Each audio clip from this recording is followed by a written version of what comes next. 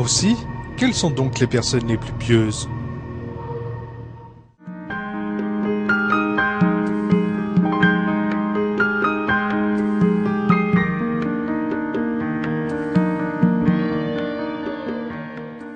Il est impossible de déterminer quel est l'homme le plus pieux au regard d'Allah. La véritable piété, la sincérité et la foi sont dissimulées dans le cœur, et seul Allah connaît le cœur des hommes.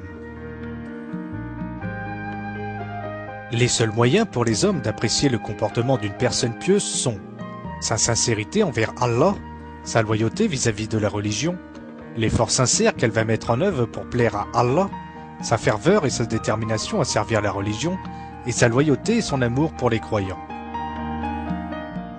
Tous ces critères permettent d'estimer le degré de piété de cette personne, même si le jugement final appartient à Allah seul.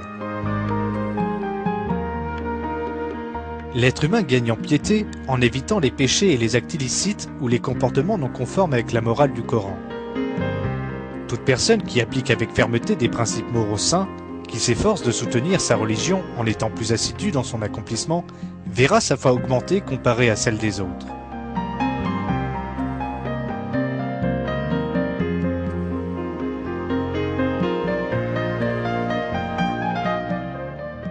Un croyant pieux se reconnaît également à sa sagesse. Les décisions qu'il prend sont les bonnes. Il trouve plus facilement et plus rapidement des solutions aux problèmes auxquels il doit faire face.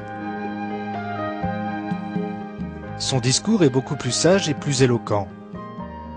Il peut percevoir dans les événements certains aspects qui échapperont à d'autres grâce à une conscience clairvoyante. Ne parlant jamais des services qu'il rend aux autres, l'intention de cette personne n'est pas de se valoriser, mais plutôt d'agir en toute sincérité. Il ne recherche pas la satisfaction et les louanges des autres à travers ses actions. Son unique objectif est de plaire à Allah. Sans se soucier de sa situation, il observe toujours les limites fixées par Allah. Un homme qui possède tous ces traits de caractère est supposé être vertueux. Mais malgré tout, il n'est pas possible de se faire une opinion définitive et de savoir si cette personne est réellement pieuse, ou encore de déterminer entre deux personnes celle dont la foi est la plus élevée.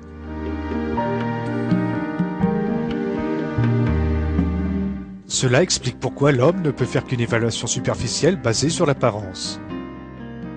La foi réelle de l'homme, sa dévotion, sa sincérité et son rapprochement à Allah, tout cela n'est connu que d'Allah.